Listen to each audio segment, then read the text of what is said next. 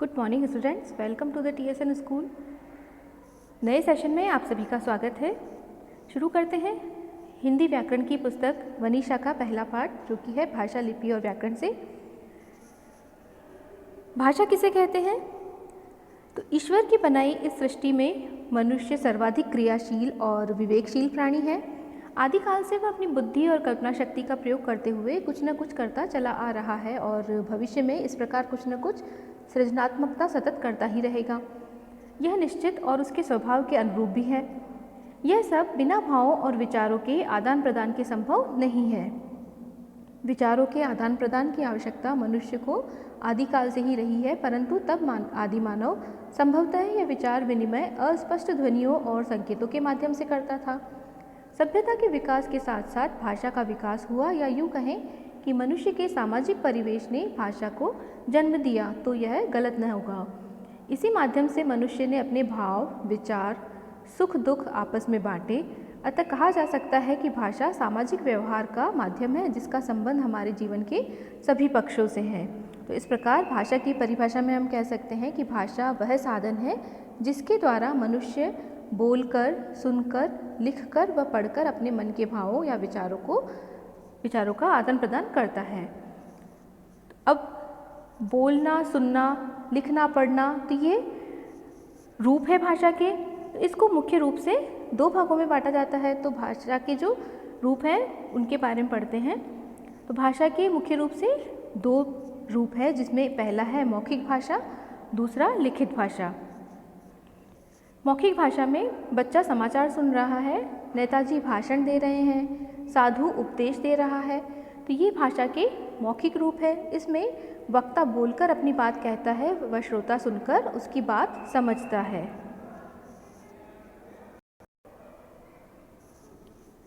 तो वार्तालाप, रेडियो, नाटक आदि इसके उदाहरण हैं।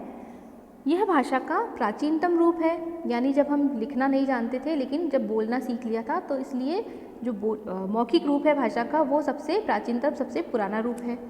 तो मौखिक भाषा के लिए हम कह सकते हैं कि भाषा का वह रूप जिसमें व्यक्ति अपने विचार बोलकर प्रकट करता है और दूसरा व्यक्ति सुनकर उसे समझता है, मौखिक भाषा कहलाती है। दूसरा रूप है लिखित भाषा। तो कपिल छात्रावास में रहता है, उसने पत्र लिखकर अपने माता पिता को परीक्षा परिणाम के बारे में बताया। माता पिता ने पत्र पढ़कर जानकारी प्राप्त की। यह भाषा का लिखित रूप है। इसमें एक व्यक्ति लिखकर विचारों या भाव प्रकट करता है, दूसरा पढ़कर समझता है। समाचार पत्र, पत्रिका, तार, पुस्तक आदि इसके उदाहरण हैं। भाषा के लिखित रूप द्वारा जानकारी को संजोकर रखा जा सकता है। यानी लिखित रूप में अगर हमारे पास में कुछ सामग्री है, जैसे समाचार पत्र है, तो इनको हम संभाल कर संजो कर रख सकते हैं। तो लिखित भाषा के परिभाषा में कहा जा सकता है कि भाषा का वह रूप जिसमें एक व्यक्ति अपने विचारों या मन के भावों को लिखकर प्रकट करता है और दूसरा व्यक्ति पढ़कर उसकी बात समझता है, तो वह लिखित भाषा कहलाती है। विश्व में अनेक भाषाएं बोली जाती हैं, जैसे भारत में हिंदी, अंग्रेज़ी, यूरोप और दूसरे देशों में, और इसके अलावा जर्मनी में जर्मन, संस्कृत जो कि भारत में बोली जाती है, और फ्रांस में फ्रांसीसी। और इसी तरह भारत में अनेक भाषाएं बोली जाती है, जैसे पंजाबी, हिंदी, बांग्ला, गुजराती, तमिल, उर्दू आदि। अब देखते हैं मातृभाषा। तो मातृभाषा किसे कहते हैं? तो बालक जिस परिवार में जन्म लेता है, उस परिवार के सदस्यों द्वारा बोली जाने वाली भाषा वह सबसे पहले सीखता है, यही मातृभाषा कहलाती है। जैसे राहुल का जन्म बंगाली परिवार में हुआ, इसीलिए वह बंगाली बोलता है। दीपक का जन्म पंजाबी परिवार में हुआ, तो वह पंजाबी बोलता है। तो इस प्रकार मातृभाषा वह भाषा है जिसे बालक अपने परिवार में सीखता है, इसीलिए उसे मातृभाषा कहते हैं। अगला राष्ट्रभाषा। जब कोई भाषा विकसित होते होते इस अवस्था को प्राप्त हो जाती है कि समस्त राष्ट्र दैनिक जीवन में उसका प्रयोग करने लगता है, तो उस भाषा को राष्ट्रभाषा कहा जाता है। राष्ट्रभाषा राष्ट्र के राजनीतिक, धार्मिक, सामाजिक और क्रांतिकारी आंदोलनों का माध्यम बन जाती है। लोग अपनी अपनी मातृभाषा बोलते हुए भी अपने विचारों के प्रसार प्रचार के लिए तथा राष्ट्र के अधिकतम लोगों तक अपनी बात पहुंचाने के लिए और उनके विचार जानने के लिए राष्ट्रभाषा का प्रयोग करते हैं, क्योंकि वह ज़्यादा से ज़्यादा देश के लोगों द्वारा समझी जाती है।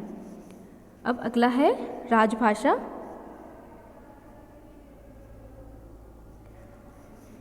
किसी देश की सरकार अपना दैनिक कामकाज और सामान्य प्रशासन चलाने के लिए जिस भाषा का प्रयोग करती है उसे उस देश की राजभाषा कहा जाता है। तो भारत की राजभाषा हिंदी है और सह राजभाषा इंग्लिश है। तो राजभाषा किसे कहेंगे कि किसी देश में सरकारी कार्यों के लिए जिस भाषा का प्रयोग किया जाता है उसे राजभाषा कहा जाता है। अब भारत की मान्यता प्राप्त दूसरी जो भाषा है जो अलग अलग बोली जाती हैं अलग अलग राज्यों के अनुसार, तो वह कितनी है इसके बारे में जानते हैं। भारतीय संविधान में 22 भाषाओं को मान्यता प्रदान की गई है। ये भाषाएं हैं हिंदी, असमिया, बंगला, बोडो, डोगरी, कन्नड़, कश्मीरी, कोंकणी, पंजाबी, उर्दू, मैथिली, मलयालम, मणिपुरी, मराठी, नेपाली, संस्कृत, उड़िया, तमिल, तेलुगु, सिंधी, राजस्थानी और संथाली। अब जानते हैं लिपि के बारे में। मौखिक भाषा को लिखित रूप प्रदान करने के लिए निश्चित किए गए ढंग को लिपि कहते हैं। यानी जो हम बोलते हैं उन्हें जब अगर हम अक्षरों के रूप में उसे लिखित रूप में प्रकट करें तो जिन चिन्हों का हम प्रयोग करते हैं, जो भी मात्राएं हम प्रयोग में लाते हैं, वो लिपि कहलाता है। तो मौखिक ध्वनियों को लिखने के लिए निश्चित की गई विधि की व्यवस्था को लिपि कहते हैं। नीचे कुछ प्रमुख भाषाएं और उनकी लिपियां दी गई है। हिंदी की जो लिपि है वो है देवनागरी, पंजाबी की गुरुमुखी, संस्कृत की देवनागरी, उर्दू की अरबी या फारसी, जर्मन की रोमन और अंग्रेजी जो भाषा है उसकी लिपि है रोमन। अब व्याकरण क्या है, क्यों पढ़ना पड़ता है हमें व्याकरण भाषाओं में, जैसे इंग्लिश में, हिंदी में। तो व्याकरण शब्द का जो शब्द बना है व्याकरण वो 3 अक्षरों से शब्दों से मिलकर बना है, जिसमें वी, धन, आ, धन, करण, यानी वी प्लस आ प्लस करण इन शब्दों से मिलकर बना है, जिसमें वी का अर्थ होता है विशेष रूप से, आ का मतलब होता है पूर्ण रूप से और करण मतलब व्यवस्थित करना। तो इस प्रकार व्याकरण उस शास्त्र को कहते हैं जिसमें किसी भाषा को शुद्ध रूप से बोलना, पढ़ना, लिखना व समझना सिखाया जाता है, वह व्याकरण कहलाता है। तो व्याकरण से ही भाषा में शुद्धता आती है। व्याकरण भाषा के स्वरूप को संवारता है। एक बात विशेष रूप से ध्यान रखें कि सभी भाषाओं का व्याकरण अलग अलग होता है। जैसे इंग्लिश का ग्रामर या व्याकरण अलग है, हिंदी का अलग है, इसी तरह सभी जो भी भाषाएं हैं उन सभी का व्याकरण अलग होता है। अब व्याकरण के 3 अंग हैं या 3 उसके भाग होते हैं। सबसे पहले वर्ण विचार। वर्ण विचार के अंतर्गत वर्णों के आकार, उच्चारण, उत्पत्ति आदि पर विचार किया जाता है। यानी कि जो अक्षर हैं, जो अल्फ़ाबेट्स हैं, वो किस तरह से बने, किस तरह उनका निर्माण हुआ, उत्पत्ति कैसे हुई उनकी, और उनका आकार क्या हो, इस बारे में विचार किया जाता है। तो व्याकरण का वह भाग जिसमें अक्षरों की बनावट, उनकी उत्पत्ति यानी उनकी किस तरह से उनका निर्माण हुआ के बारे में जानकारी प्राप्त की जाती है, वह वर्ण विचार कहलाता है। दूसरा शब्द विचार।